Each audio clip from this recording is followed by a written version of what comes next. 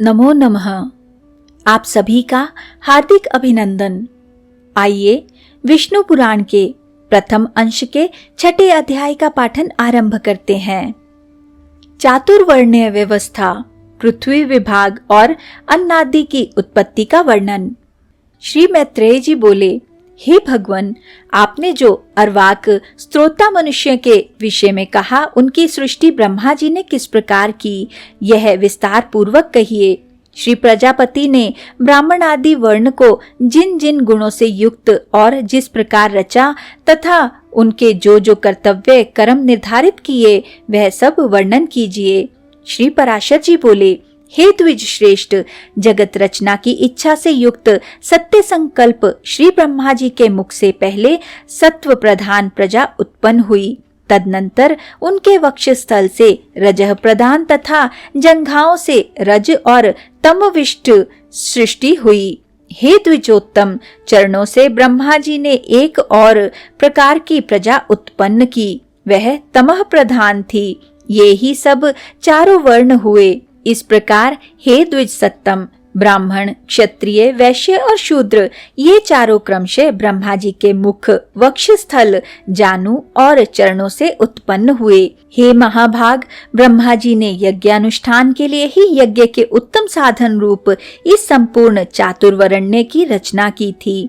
हे धर्मज्ञ, यज्ञ से तृप्त होकर देवगण जल बरसाकर प्रजा को तृप्त करते हैं, अतः यज्ञ सर्वथा कल्याण का हेतु है। जो मनुष्य सदा सर्वधर्म परायण, सदाचारी, सज्जन और सुमार्गगामी होते हैं, उन्हीं से यज्ञ का यथावत अनुष्ठान होता है। हे मुने, यज्ञ के द्वारा मनुष्य इस मनुष्य शरीर से ही स्वर्ग और अपवर्ग प्राप्त कर सकते हैं तथा और भी जिस स्थान की उन्हें इच्छा हो उसी को जा सकते हैं। हे मुनि सत्तम, ब्रह्मा जी द्वारा रची हुई वह चातुर्वर्ण्य विभाग में स्थित प्रजा अति श्रद्धा युक्त आचरण वाली, स्वेच्छा अनुसार रहने वाली, संपूर्ण बाधाओं से रहित, शुद्ध अंतकरण वाली, सत्कुलोत्पन्न और पुण्य कर्मों के अनुष्ठान से परम पवित्र थी। उसका चित्त शुद्ध होने के कारण उसमें निरंतर शुद्ध स्वरूप श्री हरि के विराजमान रहने से उन्हें शुद्ध ज्ञान प्राप्त होता था, जिससे वे भगवान के उस विष्णु नामक परम पद को देख पाते थे। फिर त्रेता युग के आरंभ में हमने तुमसे भगवान के जिस काल नामक अंश का पहले वर्णन किया है, वह अति अल्प सार वाले, सुख वाले, तुच्छ और घोर दुखमय पापों को प्रजा में प्रवृत्त कर देता है। हे मैत्रेयी, उससे प्रजा में पुरुषार्थ का विघातक और अज्ञान और लोभ को उत्पन्न करने वाला रागादि रूप अधर्म का बीज उत्पन्न हो जाता है। तभी से उसे वह विष्णु पद प्राप्ति रूप स्वाभाविक सिद्धि और रसोल्लास आदि अन्य अष्ट सिद्धियां नहीं मिलती। रसोल्लास आदि अष्ट सिद्धियों का वर्णन स्कंद पुराण में इस प्रकार किया है। सत्य युग में रस का स्वयं ही उल्लास होता था। यही रसोल्लास नाम की सिद्धि है। उसके प्रभाव से मनुष्य भूख को नष्ट कर देता है। उस समय प्रजा स्त्री आदि भोगों की अपेक्षा के बिना ही सदा तृप्त रहती थी। इसी से मुनि श्रेष्ठों ने तृप्ति नामक दूसरी सिद्धि कहा है। उनका जो उत्तम धर्म था, वही उनकी तीसरी सिद्धि कही जाती है। उस समय संपूर्ण प्रजा के रूप और आयु एक से थे। यही उनकी चौथी सिद्धि थी। बल की एकांत की अधिकता, यह विशोका नाम की पांचवी सिद्धि है। परमात्म परायण रहते हुए तप ध्यान आदि में तत्पर रहना छठी सिद्धि है। स्वेच्छा अनुसार विचरना सातवीं सिद्धि कही जाती है तथा जहाँ तहाँ मन की मौज पड़े रहना आठवीं सिद्धि कही गई है। उन समस्त सिद्धियों के क्षीण हो जाने और पाप के बढ़ जाने से फिर संपूर्ण प्रजा द्वंद्व, ह्रास और दुख से आतुर हो गई। तब उसने मरुभूमि, पर्वत और जल आदि के स्वाभाविक तथा कृत्रिम दुर्ग और पुर तथा खरवट अर्थात पहाड़ या नदी के तट पर बसे हुए छोटे छोटे टोलों को खरवट कहते हैं आदि स्थापित किए। हे महामते, उन पुर आदिकों में शीत और घाम आदि बाधाओं से बचने के लिए उसने यथा योग्य घर बनाए। इस प्रकार शीतोष्ण आदि से बचने का उपाय करके उस प्रजा ने जीविका के साधन रूप कृषि तथा कला कौशल आदि की रचना की।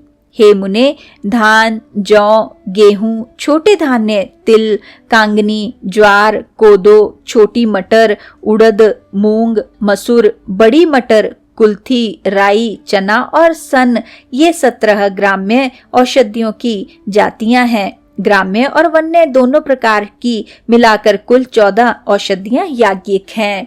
उनके नाम ये हैं: धान, जौ, उड़द, गेहूं, छोटे धान्य, तिल, कांगनी और कुल्थी, ये 8 तथा श्यामाक अर्थात समा, निबार, वनतिल, गवेधु, वेणुयव और मरकट अर्थात मक्का, ये 14 ग्राम्य और वन्य औषधियां यज्ञानुष्ठान की सामग्री है और यज्ञ इनकी उत्पत्ति का प्रधान हेतु है। यज्ञों के सहित ये औषधियां प्रजा की वृद्धि का परम कारण है। इसलिए इहलोक परलोक के ज्ञाता पुरुष यज्ञों का अनुष्ठान किया करते हैं। हे मुनि श्रेष्ठ, नित्य प्रति किया जाने वाला यज्ञ अनुष्ठान मनुष्यों का परम उपकारक और उनके किए हुए पापों को शांत करने वाला है।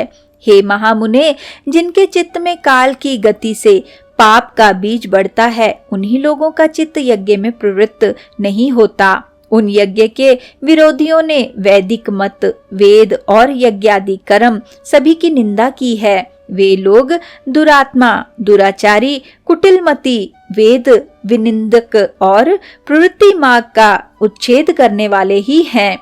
हे धर्मवानों में श्रेष्ठ मैत्रेयी, इस प्रकार कृषि आदि जीविका के साधनों के निश्चित हो जाने पर प्रजापति ब्रह्मा जी ने प्रजा की रचना कर उनके स्थान और गुणों के अनुसार मर्यादा, वर्ण और आश्रमों के धर्म तथा अपने धर्म का भली प्रकार पालन करने वाले समस्त वर्णों के लोक आदि की स्थापना की।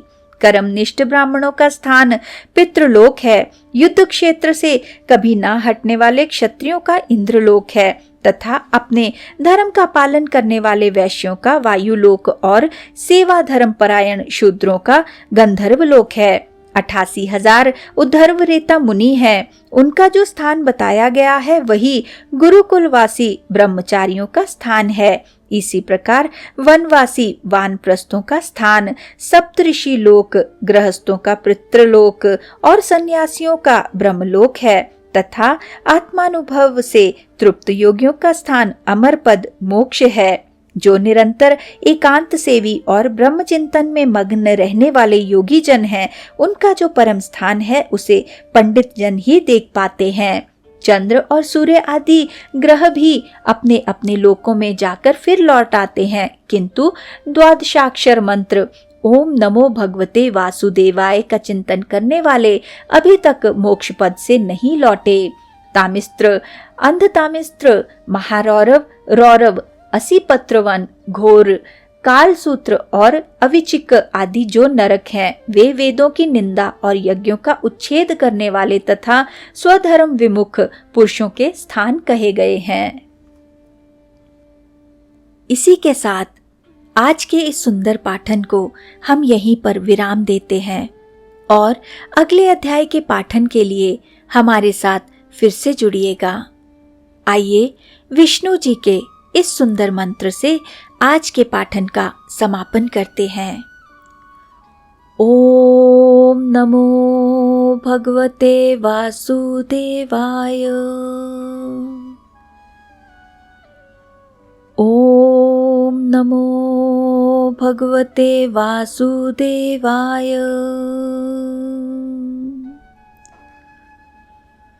ओम नमो भगवते वासुदेवाय।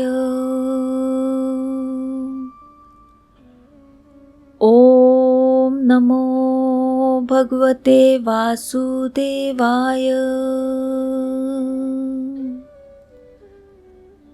ओम नमो भगवते वासुदेवाय। ओम नमो भगवते वासुदेवाय। ओम नमो भगवते वासुदेवाय। धन्यवाद।